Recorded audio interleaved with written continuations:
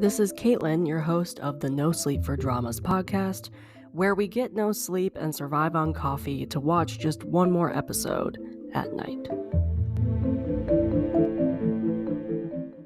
Hello, and welcome back to another episode. It is July. We are now over halfway into the year. And if you are new to the podcast, new to the blog, first, welcome. But also, if you know anything about my blog over the last 4 years, July is a special month. July and like the end of December, early January, because that is when we look back on the first half or the entire year and talk about what we have liked that we've watched so far. So July is when I hit the mid-year mark and I look back at all the dramas that I have watched in the first 6 months of the year and I tell you guys what I have liked so far.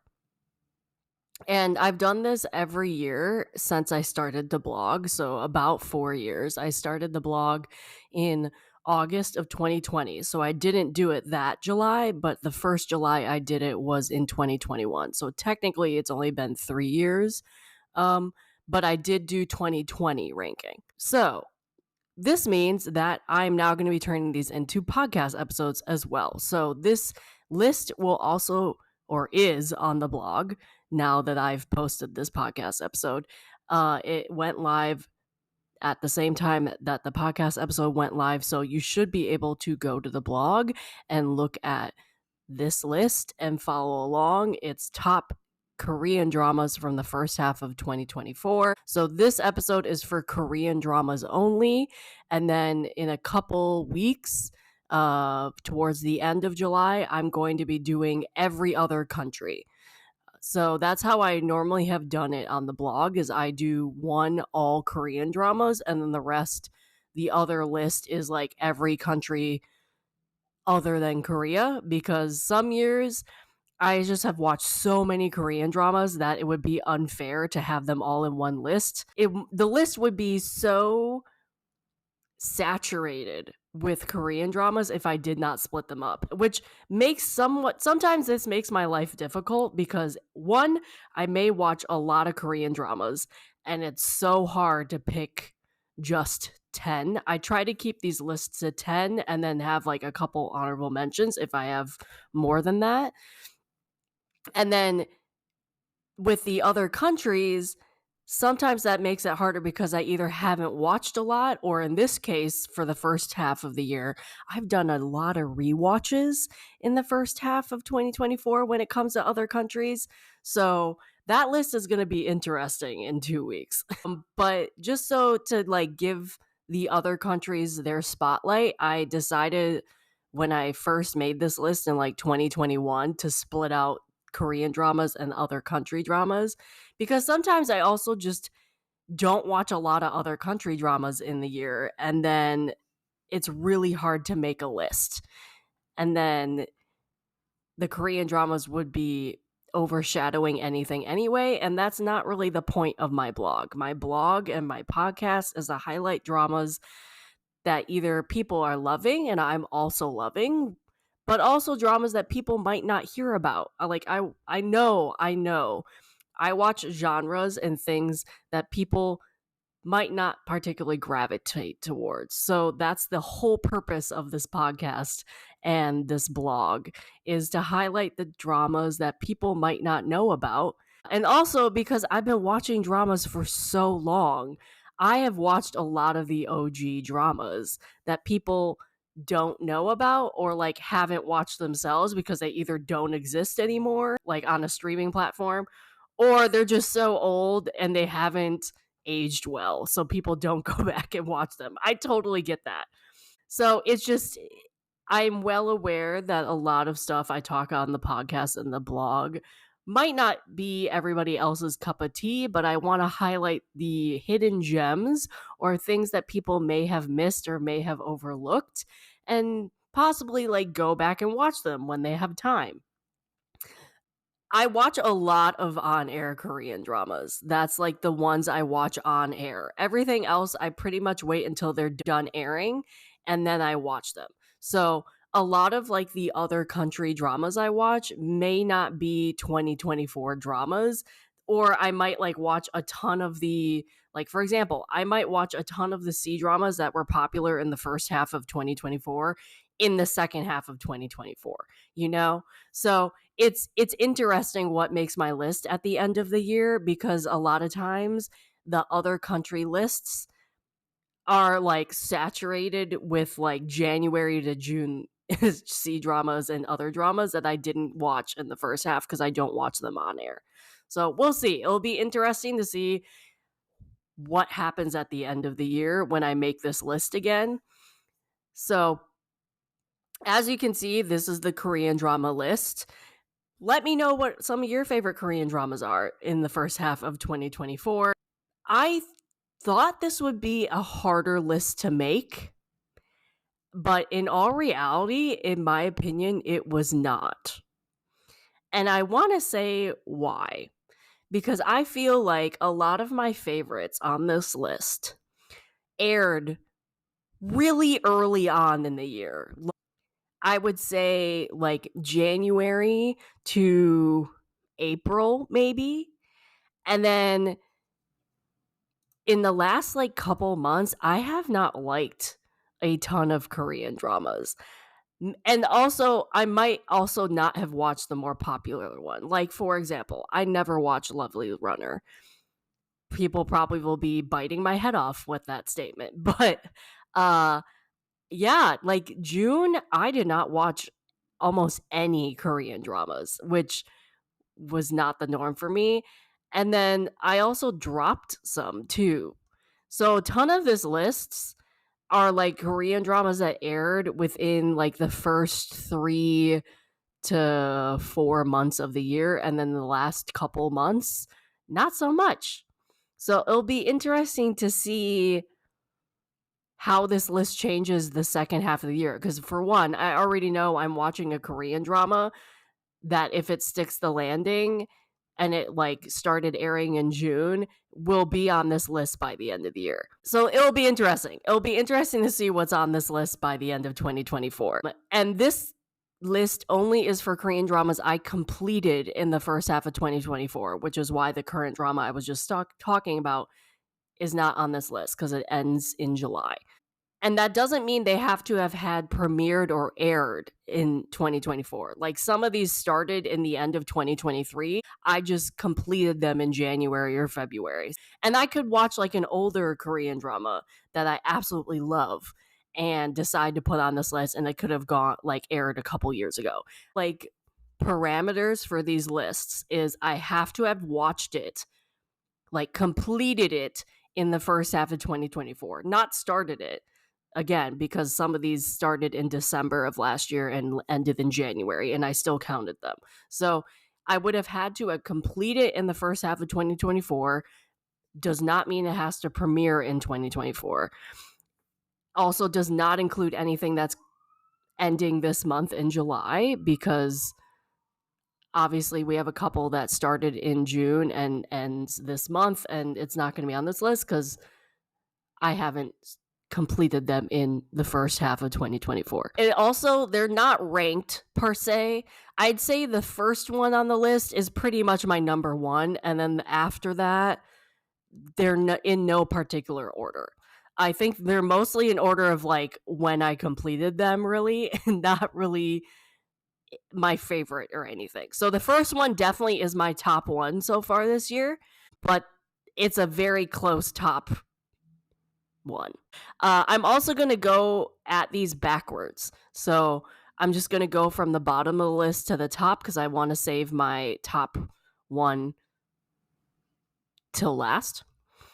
So if you do not see a Korean drama on this list, it one probably means I haven't watched it. Again, Lovely Runner is not on this list because I did not watch it. So probably means I just did not watch them, or I didn't like them because there were probably a couple that people liked and I just didn't like them. But I'm very particular when it comes to choosing dramas in general. I don't know. Like Lovely Runner, for example, just did not do anything for me. Like I didn't really see anything that drew me to start it. Maybe I'll watch it later. I don't know. I do acknowledge that, like, yeah, I probably should watch it along with a couple others that may have aired in the last couple years. Like, I still have yet to watch Moving. It's on my list to watch. I still have yet to watch it. So I just have not watched some of the popular ones in recent years. I also acknowledge that, like, there were a couple that I completed in the first half of 2024 for Korean dramas that I probably should have dropped and not completed. I realized looking over my list of what I completed in the first half of 2024, all dramas, there's multiple dramas from all countries, Korea, China, whatever, that I gave like a 7 or 7.5, like anything below a 8. With my rankings, if it's 8 and above, that's a pretty good drama for me. I tried to be very strict on my rankings in recent years, but I've also discovered I'm still very nice. So with my rankings, if I give something an 8 to a 10, for me, that's a really good drama. And then from like anything below a 7, like 7.5 maybe is pretty good, but anything below that is like an okay or bad drama. I rarely give out anything below a 5, I want to say. I think the lowest I've ever, well, I shouldn't say that. The lowest thing I've ever given was like a 1 or a 2, but that probably means I should have just dropped it. Most of the time, I don't give anything below a 5 because it means I usually have dropped the drama. For some reason, if I gave out a 5, something drastic happened in the plot and I hated it or something, and that caused me to finish it and then give it a really low score. Most of the time, I hardly ever give anything below a 7 because I've dropped them most of the time. But in my rankings, anything below a 8, like 8 to like 6.5 is maybe 8 to a 7, I would say, is like an okay drama to me. It's not horrible, but there's some really bad things about it. And even below a 7, which I hardly give out because I normally drop them, that's saying something. Like that's not a good drama for me. I should probably be more strict with those rankings. I should probably like, I don't know. I've been told I'm very lenient on my rankings a lot, which I know is a problem. And I've actually gotten better. Like I rarely give 10s out anymore. And I used to give 10s out all the time. So it's I'm well aware my rankings might not be the best. We're just going to say that. I've gotten better in terms of rankings though, and like grading things. Yeah, so that's pretty much my explanation. No particular order, not ranked, completed in the first half of 2024, did not have to air and premiere in 2024. Does not include anything from this month, July, because that's the second half. I think that is pretty much it. And we're going to continue and go into my favorite Korean dramas I completed in the first half of 2024. It's a mixed bag. I'm just going to say that right now. It's a mixed bag in terms of genres. It's a mixed bag in terms of what I completed. As I said, I feel like the early on in 2024, there was a lot of hope when it came to Korean dramas where I was like, oh, this is amazing. I'm so happy. Like, if this is what 2024 is going to look like, I'm going to be so happy with Korean dramas. And I don't know, in the last couple months, they just have not been doing. I like literally dropped one this week that I watched the first 2 episodes, and I'm like, this is not it. This is completely what I was not expecting, and I dropped it. So I don't know. I don't know what we're going to see in the second half. Hopefully we get some good ones. As I said, I already know one of the ones I'm currently watching is probably going to be one of my favorites. So, yeah. Let me know what you think of the state of Korean dramas this year so far. Let me know if you liked any that are on my list. I think I made a pretty good like mix. Like there's still obviously a lot of crime dramas on this list, but there's a couple that might surprise you guys. Okay, so the first one that I have on my list, technically, this is like the last on the list when it comes to the blog, because this is the most recent one that I finished. And that is the Korean drama Crash. It's 12 episodes. It's on Hulu. I watched it on Hulu in the United States or Disney Plus in other countries. This drama, I think, flew under a lot of people's radar, or people just did not check it out. And I wish people would. Like, I understand it's a crime drama. I understand, like, it's kind of gives the same vibes as like Flex Cop, like one of those where you're like, okay, it's another one that might get a second, third season every couple of years, that type of thing. Well, for one, ENA made it, which is the network ENA. I have had really good luck with ENA dramas in the last couple years. Like, really good luck. So I always, whenever I see a drama that is made by ENA, I immediately am like, okay, I'm going to watch that. Because ENA made dramas like Extraordinary Attorney Woo. They made The Kidnapping Day, which I still have yet to watch. I really need to watch it. They named another drama that will be on my list for the first half of 2024 as one of my favorites. They made The Good Detective. They've made, what was another really good one? Oh, Moon in the Day, which is one of my favorites from last year. Like, they have really good dramas under their belt. So anytime I see a drama attached to this network, I immediately am like, I need to watch this drama, because I've had just a lot of my favorite dramas from this year and last year were from ENA Network. And there was a couple from last year I really still need to watch. But yeah, anytime ENA is attached to a drama, I immediately add it to the list. So I knew I was going to watch this when it was announced due to ENA, due to the fact it was a crime drama. And I know you guys have heard me talk about this drama a lot. I assumed I was going to like it, but I just did not know, like, anticipate how much I would love it. So much so that I loved it so much it ended up on this list. Does that mean that I just didn't like a lot of Korean dramas in the first half of 2024? I don't know. Who knows? But I still really, really liked this drama. Now, why did I like this drama? I was interested in this drama first because it was in my recollection, the first Korean drama that I came across that featured a police unit that concentrated on vehicle-related crimes.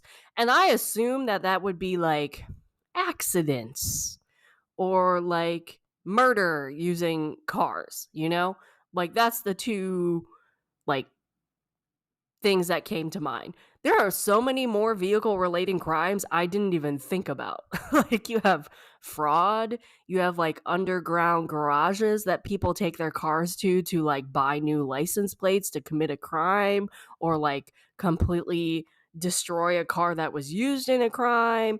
Like, you have insurance stuff. Like, there's a bunch of stuff you could do with vehicle related crimes. So I just thought that made this drama really unique and interesting, because it just was not a topic that was talked about, and then you got to learn about a different type of crime when it comes to Korea.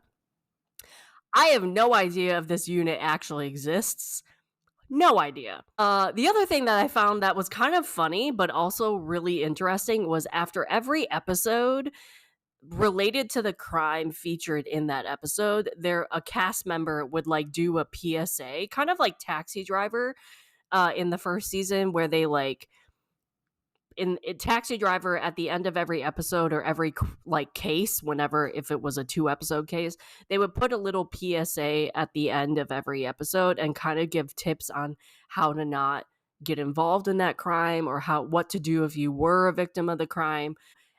This had like the actor or one of the actors like talking about safety stuff when it comes to vehicles, or talking about what they can do if they are involved in like a victim of a fraud thing with their vehicle, like what they can do, or like talk about a law that might be in place that people might not know about that was related to the crime featured in that episode. I love that. I loved that this drama used the cases to teach something, and then they reiterated that lesson at the end. It was a little comedic just to see like these actors talking about it, but it was very well done in my opinion. I liked that. I loved the team in the show. I love the found family when it related to the team. It was a good mix of comedy and then the dark crime topics. There was a lot of comedic moments in this show. I assumed that it would kind of I made the assumption that would kind of be boring at times because of just like the topic, assuming that there was not a lot to talk about when it comes to vehicle related crimes, which was not the case. I found this a really interesting show when it came to crime and stuff. I could definitely see it getting a season 2. The producer, I think, or the director has already come out and said they want to do a season 2. And this is definitely another show that they could probably do a season every couple episode or every couple years and it be completely fresh, completely new, bring in other actors, that type of thing. So I could totally see that happening. I'm glad this was a 10 episode drama. Or, I mean, I'm glad it was a 12 episode drama. It could have been a 10 episode drama. In the last couple episodes, last 2 in particular, I didn't really see the point, like especially the last 1.5. But I'm so glad it was 12 and not 16. I wish it had more like episodic crimes. There was a big overarching crime that was going on from episode 1 to episode 12, and that the concentration on that crime lasted a little bit too long for me, but I understand why. So I wish there was a little more episodic crimes involved, but I understand they only had 12 episodes. So overall, I rank this a 9 out of 10. I absolutely liked it a lot. And again, I think this just like people didn't check it out, or it was very like people didn't know it existed. Maybe they don't know it's even on Hulu or Disney Plus. I had such a great time with this drama, and I can't wait to see if they do a season 2. So that was Crash. That was the Korean drama. If you're wondering, this starred Lee Min Ki, Kwak Sun Young, Ho Sung Tae. It was really interesting to see Ho Sung Tae in this because he was not a criminal. Like, he wasn't a bad guy in this drama. He was a good guy. So that was refreshing. Also stars Lee Ho Chul, who also normally plays like a bad guy because he's huge. He's like big. So usually plays like a gangster. So he was a good guy. And then Choi Moon Hee was also in this drama. And this aired from May 13th to June 18th on Hulu and Disney. So that was Crash. Next up, in no particular order, of course, I'm going to talk about The Atypical Family. This was a Korean drama that aired from May 4th to June 9th on Netflix. It starred Jang Ki-young, Chung Woo-hee, Jo Do-shim, Claudia Kim, Park Soo-yi, and Oh Man-suk, among others. I have talked in length about this drama. I've done a review on it. You can go and listen to that review on my podcast. There's a blog review of it. I absolutely adore this drama, and I could talk for days about this drama. Because I've done like a review on it and like have talked in length about this drama, I'm not going to talk a bunch. You can definitely go and listen to my full review. But this is definitely one of my favorites of 2024, and it will definitely be on my list at the end of the year as one of my favorites of 2024. I love the found family. I thought there were some great messages that the audience got from it. I liked the romance, but as I said from my review episode, it wasn't the highlight for me. It was comforting. It was nice. It was a nice touch. It definitely needed to be there, but I don't think that was the purpose of this drama. This purpose was the family and them trying to figure their stuff out. The father-daughter relationship was huge with this drama, and I loved how that changed and grew through this drama. The acting was really good. I thought the plot was really unique and like made the drama stand out. It wasn't a perfect drama, as I said in my review. Like, of course, we had the fat suit that, in my opinion, really didn't need to be there. There was like you could have done something differently. But at the same time, I think this drama used that as best as they could. Like, I think they had the best outcome they could if they had to use that fat suit, you know? But this one really surprised me. And I, again, will fully admit this is one of my favorites of the first half of 2024 and will also probably be one of my favorites of the year. Hands down, love this drama.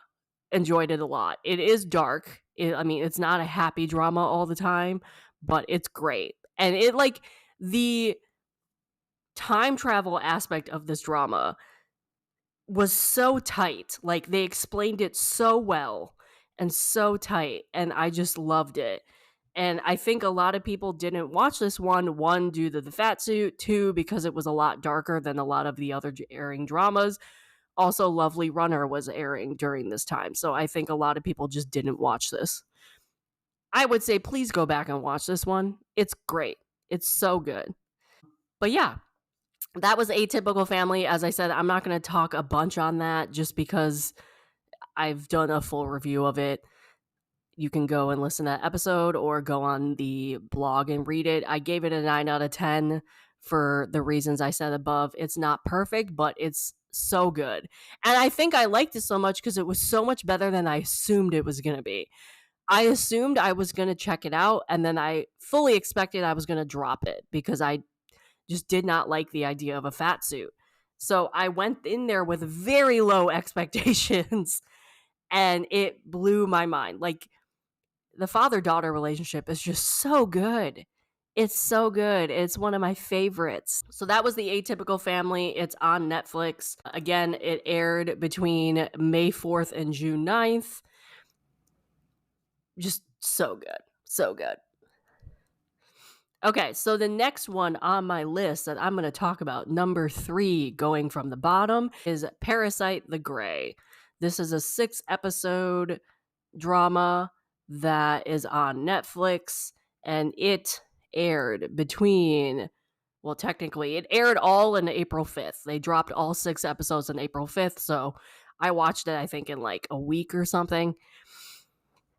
This one also was like a lot better than I expected it to be, because I watched the anime first, and I did do a Versus blog post and podcast episode on this. So if you don't know, Versus podcast episodes are when I pit two things against each other. In this case, it was the Parasite anime versus the Korean adaptation. And I think I went into Parasite the Grey thinking it was going to be a completely different drama than it was, because I was really worried that this was going to be a scene-by-scene remake, and Japan had already done some really successful Japanese drama movies. So I was not really happy that we were probably just going to get like a scene-by-scene remake. And I was so happy that that was not the case, because it's more of like Parasite the Grey is more of like a spin-off. It added something to the already existing world and already existing fan base that is Parasite. And I'm so excited to see what they do next with this, because they could do so much with the world that they've built just with the Parasite the Grey, especially with the cameos at the end of the drama. So this is a Netflix production. It aired all in April. It stars Jung So Ni, who I think is a standout performance in this drama. She did so well. Oh Kyung Hwan, who I love. Lee Jung Hoon. I cannot talk with these names today. She also, I don't know what was in the water with this drama, but she completely changed with this drama. Kwon Hae Hyo, Kim In Kwan, and Lee Hyun Kyun, among others. Again, I did a full Versus episode and blog post on this. I described all the synopsis and stuff, so you can go back and listen to that or read that. But pretty much, basically, this is like parasites start taking over the human brain and living on human hosts, and people, this one girl has to cohabitate with one of these parasites and figure out how to live, all while trying to figure out how to survive in this parasitic world, basically. This is nearly a perfect drama for me. I absolutely adored this drama, and I was not expecting that at all. At all. I think I appreciated this drama more because I watched the anime first. You don't need to. You absolutely do not need to watch the anime first, but because I did, I think I already knew the world, I knew the story, I got some of the cameos that happened at the end because they referenced the anime.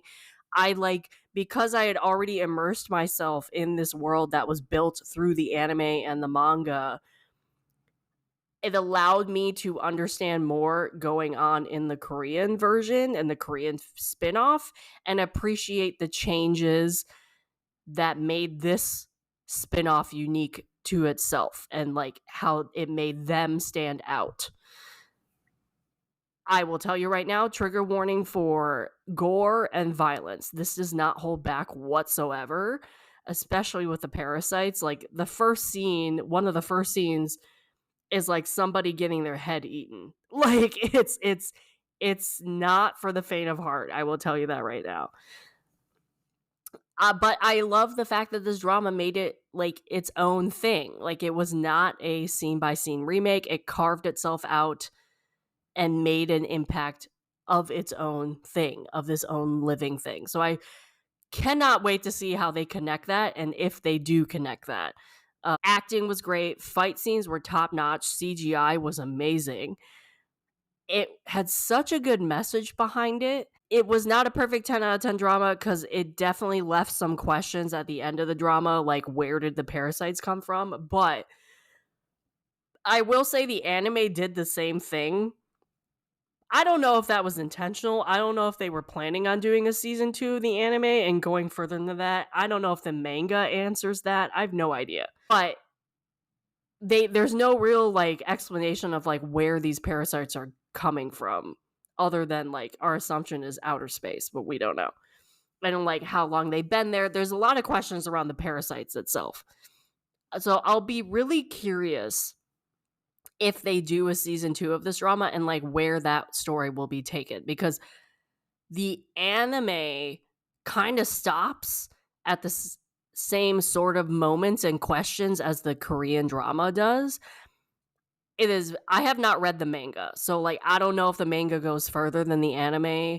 I also have not seen the Japanese movies, so maybe the Japanese movies also go further too. I don't know. So it'll be interesting to see if they do a season 2, like where that goes and what happens next. So absolutely love this drama. Completely unexpected for me. I rated this a 9.5 out of 10. Almost perfect drama. I absolutely loved it. If it weren't for those like questions at the end, it would have been a 10 out of 10 for me. Absolutely love this drama. Hands down. So that was Parasite the Grey. It's on Netflix, aired in April. All right, so next one is the BL drama Love for Love's Sake. This is on iQIYI. There's 8 episodes. And it aired from January 24th to February 1st. It's 34 minutes an episode. This stars Lee Tae-vin, Cha Ju-won, who are like the 2 main couple, and then Oh Min-soo, Cha Won-ki are some like childhood friends. Ju Bu-jin and Go Kyung-han are some other actors in the drama. This drama, I think I talked about a little bit on the show or on my podcast, it's all about Lee Tae-vin's character finds himself transported into like a fictional online game where he becomes a 19-year-old and like has to go to school, and the whole purpose of his mission in this game is to make a character of the game happy, and that character is played by Cha Ju-won, and that becomes a bigger feat than he assumes, and then eventually they start having a romantic relationship in this virtual game. Let me tell you, I started this one because like it's a BL. I was not watching a ton of BL stuff at the time. I was like, this looks interesting. Let me click on it. The acting was so good in this drama. I was, again, not really expecting much. I thought it would be good, but the acting, Vin's acting in this was so good, especially near the end, because it got more emotional and more filled with angst as the story went on. So by the end of the drama, there was some pretty moments and like angst than I assumed there was going to be. Like, I just thought this was going to be like an easy, happy go lucky drama. While it did have a happy ending, it's like not a sad ending or anything, but like a couple episodes in the middle, I was like, wow, this is so much more angst filled and emotional than I assumed this was going to be. But that also showed off the acting. So I was so happy that happened. I love the concept of a main character being transported into video games. I'm a sucker for that type of thing. Like, you give me a drama where a person's transported into a fictional world, like a book, like C-dramas have that whole genre within itself. Video game, there's a couple Korean BLs that have that same concept. Alternative reality, parallel world. Like, I'm a sucker for that type of stuff. So this was right down my alley. It had a unique concept because like he was in the video game and he like pop-ups would pop up around him and he'd have to like answer a question or like accept a quest or accept a side quest or like you're in a video game, right? So I thought that was really cool because it brought on some comedic moments too. This had some comedy in it. But again, so much more emotional and so much more angst than I thought it would be. The main couple had great chemistry. I did rate this an 8.5 out of a 10 because the story was a little messy near the end. It was like the writer had too many ideas and then tried to cram them all into one drama. So it was a little hard to follow at like the last episode or so because there was so much going on. So I felt like the writer could have streamlined that a little bit, but also the drama was way too short. So I think if it had been a longer drama, it would have made more sense. The writer just tried to cram so much into 8 episodes. But it was still a solid Korean BL drama, like one of my favorites I've watched, and I'm really glad I did watch it. It's on iQIYI. Also, I just really need to watch more gay content in the second half of 2024 because I know there's dramas out there from the first half of 2024, whether it's Korean or not, that I have not watched at all. All right, so that's for Love's Sake. Again, that aired in January 24th to February 1st on iQIYI, 8 episodes, and I ranked that an 8.5 out of 10. All right, so next one might be a controversial choice, might not. I'm really not sure. And that is Marry My Husband. So this aired from January 1st to February 20th on Amazon Prime, where I live. It stars Park Min-young, Nan Woo, Lee Yi-kyung, Sang Ha-eun, Lee Gi-kwang, and Kang Min-jung, among others. And of course, we all know kind of the concept if you've watched this. Park Min-young's character is married to Lee Yi-kyung. She ends up dying and coming back to life 8 years or 10 years in the past, something like that. And she uses that opportunity to get revenge, but also change the course of her life. So this might be a little controversial. I don't know if it is or not. The first half of this drama, I will fully admit, was better than the second half. The second half kind of just, I don't know what happened in like 2 or 3 of those episodes. We don't know why there was a problem with the second half. There was just some things that were brought in that were not needed, and it probably did not have to be 16 episodes. It could have been 12, in my opinion. I also will fully admit I liked Perfect Marriage Revenge more than Marry My Husband, and Perfect Marriage Revenge aired in the end of 2023, I want to say. Yeah, Perfect Marriage Revenge aired from October to December in 2023. I will fully admit I like that one more than Marry My Husband. I still enjoyed Marry My Husband, though. It's not a perfect drama whatsoever. I wish the second half took out some things. I wish they had taken like different routes with other things, but I still was very much entertained and I liked it a lot. I was really invested and made sure that she had that revenge at the end. Did not need Boa's character whatsoever. And I read somewhere that like that wasn't it was a writing choice that like she was featured in one media because this is based off of, like a webtoon, I think. Maybe something else like the book or something. Had multiple sources basically. And like the webtoon I think didn't have Boa's character, but the book did or something. I don't know. I don't think Boa's character was needed. There was so much drama already going on, especially with her stupid fiance and his cheater girlfriend person. I, I will fully admit that. I did not like that. But speaking of the villains, those villains were really delicious and fun to watch. So I had a lot of fun watching them, especially like watching them destroy themselves. So their endings were very satisfactory to me. Again, though, it could have been 12 episodes, did not have to be 16. I also like that we got 3 couples and they were all fantastic.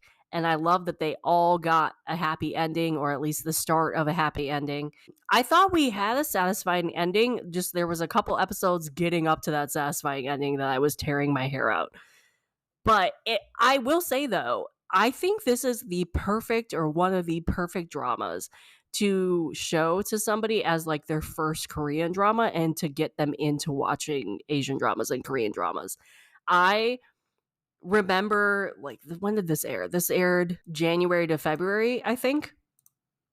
I had just finished this drama, I think, and I was talking to my sister's mother-in-law who had never seen a Korean drama ever, and I was telling her the plot. So she's Puerto Rican, so she's seen a lot of telenovelas. Apparently, she immediately went home and clicked play on this Korean drama, and I get a text from my sister's husband saying, "What the hell did you do to my family?" I'm like, "What?" She's like, "You got my mom and my 2 sisters watching Korean dramas after telling them about the plot of Marry My Husband." So apparently my sister's mother-in-law went home and like binged this drama and then has since watched, I think, like Queen of Tears was one she watched, and then she watched another one or is currently watching another one, and I can't remember which one. But I think this is the perfect drama to pull somebody into Korean dramas, in my opinion. Especially if you know somebody who likes like telenovelas or like just really drama-filled, need revenge plot lines. I also did a review of this drama, so you can go and listen to the podcast version of that or go to the blog. If you want to listen to like my full review of this, I did give it a 9 out of 10, obviously due to some of the critiques that I already said.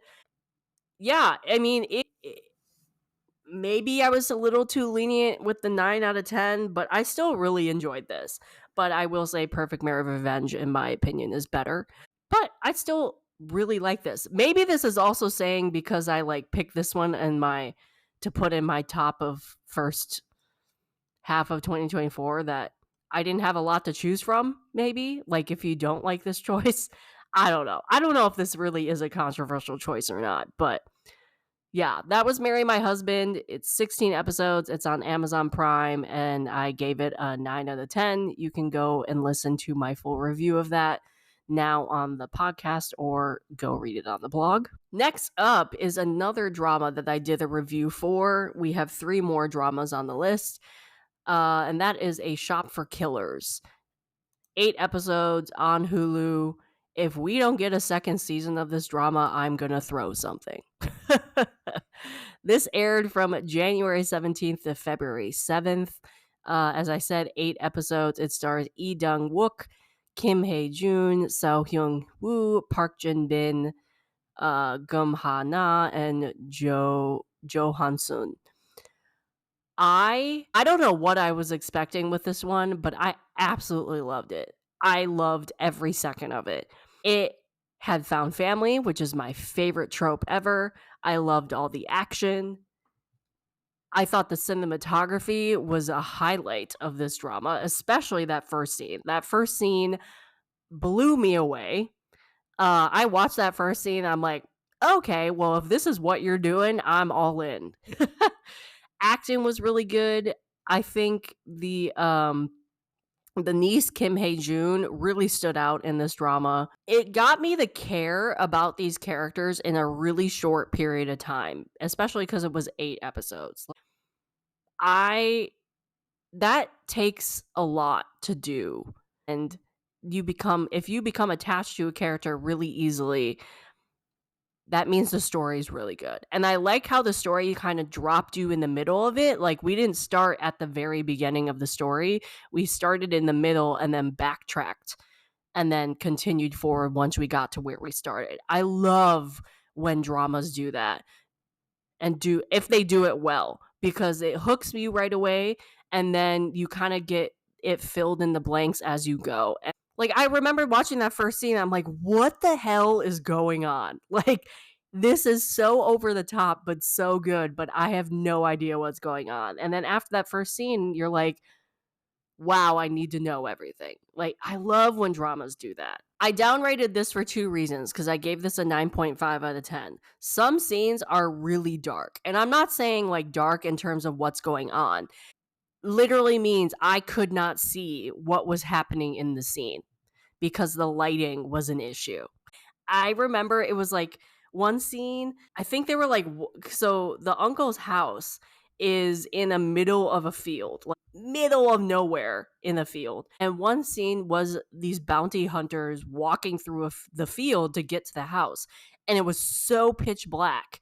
You did not know who you were looking at, because there was a group of bounty hunters and then there was a group of good guys, but there were like multiple groups of bounty hunters, different groups, who were all trying to get this money. So you didn't know if you were looking at good guys. You didn't know if you were looking which group of bounty hunter you were looking at. Like, I was squinting.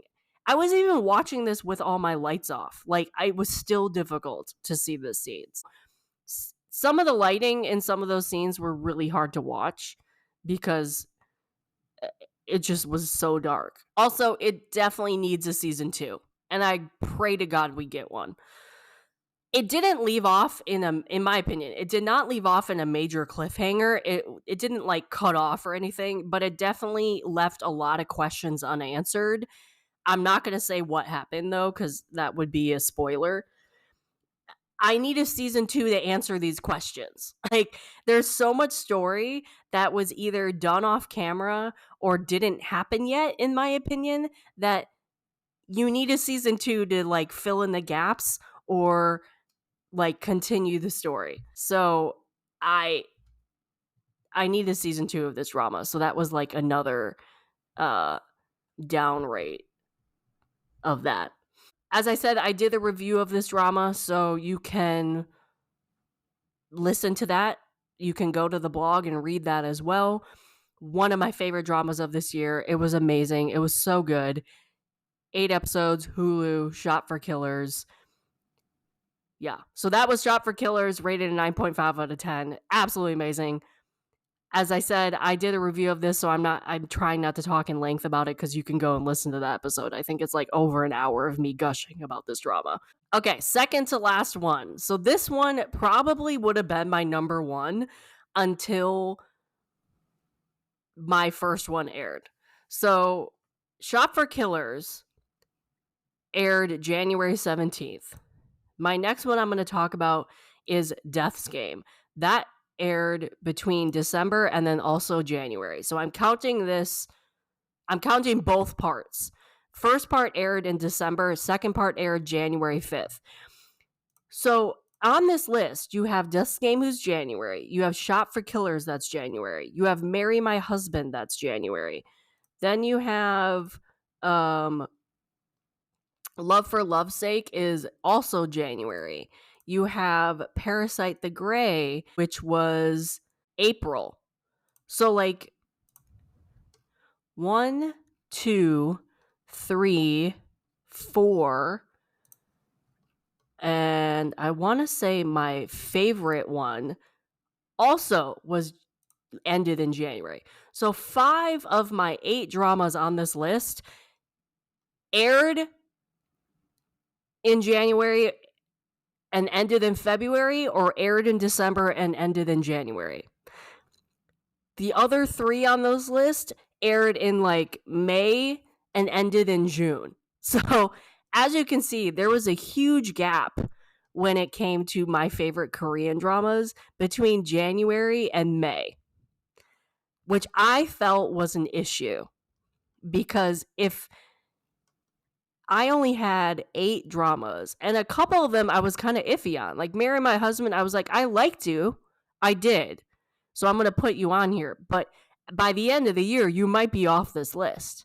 Same with Love for Love's Sake. I liked them a lot, but that was an 8.5 out of 10.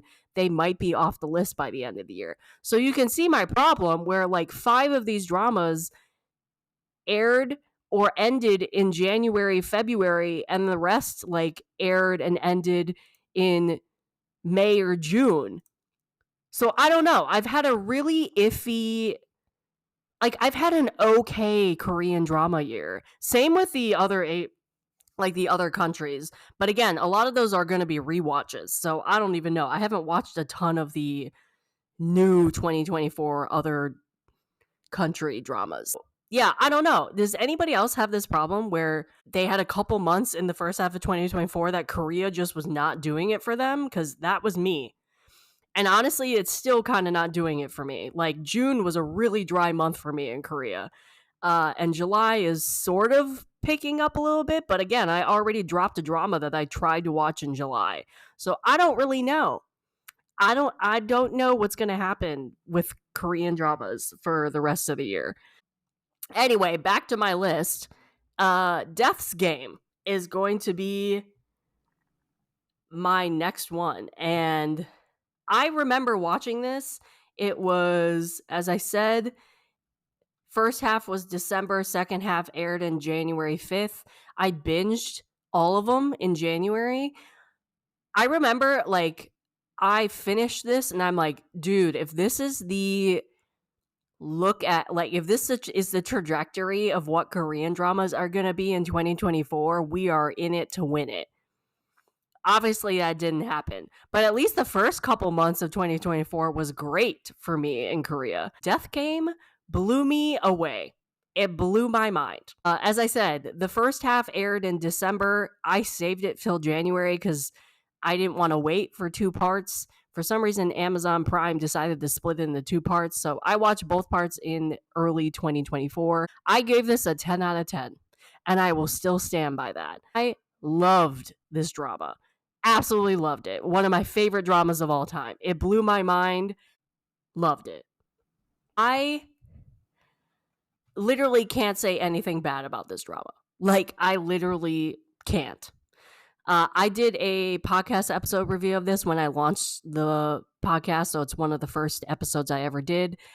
Like, you can go and listen to that review. I literally have, like, nothing bad to say about this drama. It's so good. Acting was amazing. I love the cameos. The writing and story was immaculate. Like, I remember just being blown away all the time with the stories and the twists. I was so invested in this drama. I love the re-examining of like every life and picking everything apart.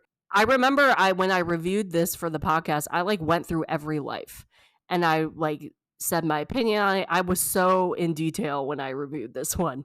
Twists and turns, just you could not predict it, and I loved that.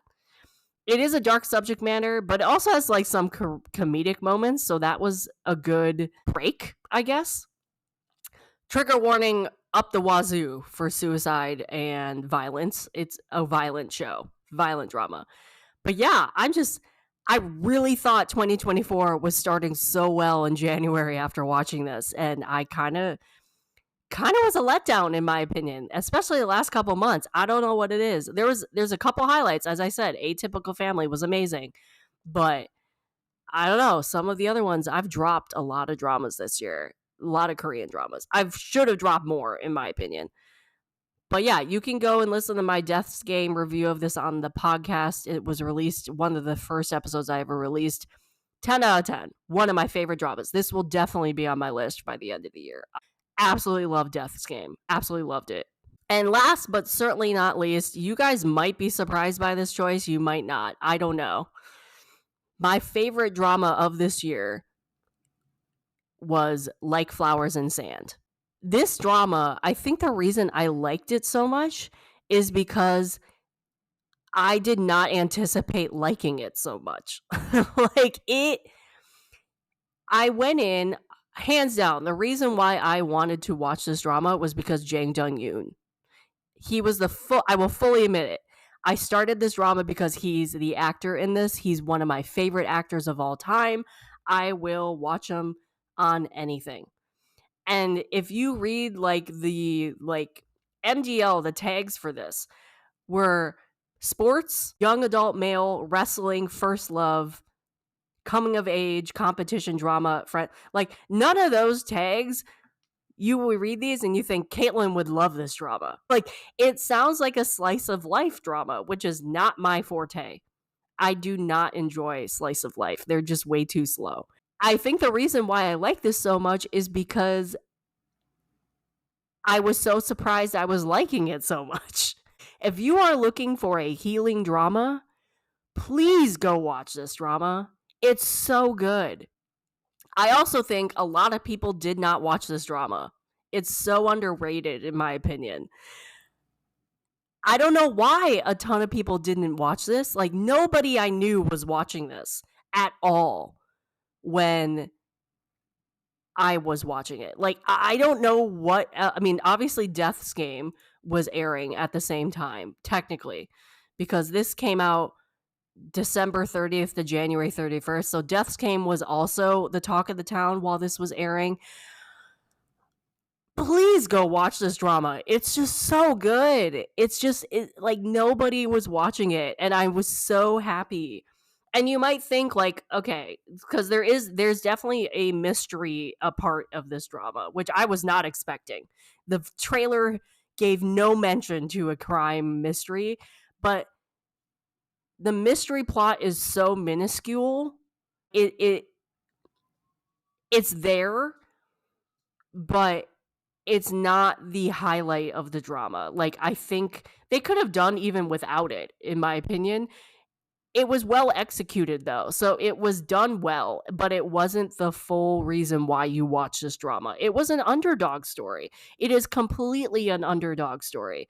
Jang Dong-yoon is an underdog. So basically, this drama stars Jang Dong-yoon, Lee Joo-myung, Lee Joo-seung, Yo Jung-suk, Lee Jae-joon, and Kim Bo-ra. And it's about Jang Dong-yoon. It takes place in like a small beach town, and Jang Dong-yoon is a traditional Korean wrestling competitor, and he comes from a long line of wrestlers. Like, everybody in his family is known for being a wrestler, to be famous from it, has won all the awards, and he just, in the past, he was apparently a genius wrestler, but just could not live up to his family name. Like, something happened where he just could not get past this block he was having and could not live up to his family name. So at the point that the drama is starting, he's thinking of retiring because like he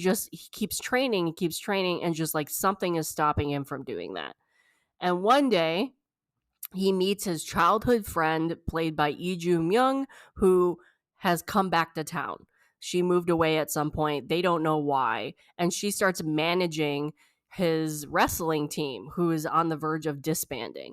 So through them reconnecting, and then the townspeople and like other people who live in the town, he starts to get ready for this competition and overcomes so much. And it's such a healing drama and such an underdog story. But also there's so much going on with the villagers and like the surrounding supporting characters that you care about the supporting characters too and what they're going through. It's just so good. And I wish more people would watch it. Like, I'm getting so passionate about this. I should have done a review on it, but I didn't. It's just so good. I don't want to give anything away because it It was one of those quieter dramas, but you cared so much. And then because it was an underdog story, you were just rooting for Jang Jung Yoon's character the whole time. You were just like so nervous during these wrestling matches that were like, oh my God, I hope he does well. I hope he like wins. I hope he does all the stuff. And you felt so bad when he didn't. And it was so good. I became so invested in these characters and this story. And I loved his character's personality too, because even though he was considering retiring and you could tell he was so mad that he couldn't get past whatever he was dealing with, his personality was so cheerful. He was so supportive of everybody else. He was so like, he didn't let anything get down. He was so supportive of his family. He was so cheerful, like, all the time. To the point, like, his childhood friend who came back was like, you should feel angry by this. You should feel sad. Like, what the hell is wrong with you? Like, I loved his personality. And I could be talking about this drama for days. And I want people to watch this so bad. I fully recommend this drama. It's my favorite. It's my favorite of this year. I do wish we did. I rated this a 9.5 out of 10. Nearly perfect drama. I do wish we got more story with some of the side characters. And also, I think the ending was very rushed because I think this was 12 episodes, and I think it was like episode 9, maybe episode 10. I think it was like 8 to 10. They wrapped up the crime part. One, I think it took way too long to wrap that up. Two, the reason, because they took like 9 and 10 or like 8, 9, and 10 episodes to wrap up the crime part, they only had episodes 11 and 12 to like wrap up the underdog story part of it. I wish they had given it more with the underdog story, because it was just, that was the je ne sais quoi of this drama. It was so good, and I was so invested, and I think they just spent way too much time wrapping up the murder part, like the crime part. Jang Jung Yoon, like, this is one of my favorite dramas he's ever done. Ever done. And he's like a puppy dumb guy, but also like a really lovable guy. Like, I could go on for days talking about like Flowers and Sand. I wish more people watch this drama. I really, really do. It will be hard to beat this one. This is definitely my favorite of 2024 so far, Korean dramas. It will be hard to beat this drama for me. Death's Game was nearly there, though. Like, it was nearly there. Parasite the Grey was also nearly there. So there have been some really good Korean dramas in the first half of this year, but it's been an ebb and flow, man, because the last couple months, not so much, in my opinion. I mean, there's a reason why there's only 8 dramas on this list, because there was just not a lot to choose from later on in the first half. So that was Like Flowers and Sand. I absolutely adore that drama. That was my number one for the first half. Probably will be my number one of the year if something does not take it down. Atypical Family was also up there. Like, there's a couple on this drama that I could switch out easily, but that definitely probably will still be my number one. This list definitely is going to change at the end of 2024. Again, I already said I'm watching one that already is probably going to be on this list by the end, but it's ended in July, so it's not on this list. I'm going to have to be really more selective with Korean dramas in the second half, because I just like, there are about 8 dramas I completed in the first half of 2024, not just Korean, but there's about 8 dramas that I should not have completed and I should have dropped in the first half of 2024. It's going to be really interesting what this list looks like at the end of 2024. I'm just going to say that right now. I'm glad I still have some good dramas on this list, though. I think some of them people did not watch, and I really wish they would, like Flowers and Sand or Crash or The Atypical Family. Like, a lot of these dramas on this list, I think a lot of people didn't watch, and I think they're missing out. I know for a fact I didn't watch some of the more popular ones too, so maybe I'm missing out as well. We'll have to see. But yeah, that is my list for my top Korean dramas of the first half of 2024. You can go and look at this list on the blog now. Thank you for listening. In a couple weeks, I'll be putting out the non-Korean dramas that I watched in the first half of 2024, and what I liked. That list, there's just a ton that are on my list I want to watch that I have not gotten around to, especially Chinese dramas. So maybe in the second half I can catch some of those. But yeah, that list is going to be interesting, man, because a lot of it are rewatches due to podcast episode. I tried to make this list, the Korean dramas, I tried to make this list not rewatches, but I knew I could because there are a lot of other newer Korean dramas that I watched. The non-Korean dramas, I don't know if I can without rewatches. That will be like no list at all or one drama. So we'll have to see. I don't know. Anyway, that is my list. That is the end of the episode. What are some of your favorite Korean dramas you've watched in the first half of 2024? Did some of your favorites make my list? Did none of your favorites make my list? Please let me know. Please DM me and let me know what your favorites are.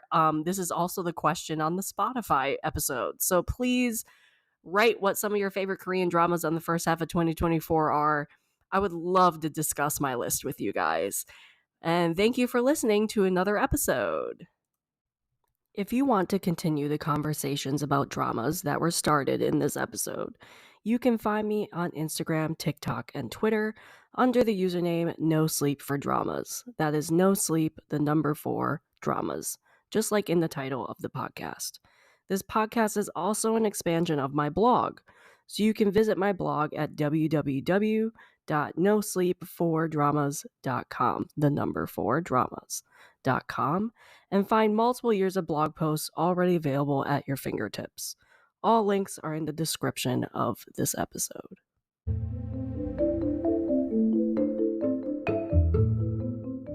This has been an episode of the No Sleep for Dramas podcast, and I am your host, Caitlin. I will see you here next time, and I hope you get no sleep chasing the next episode just like me. Good night.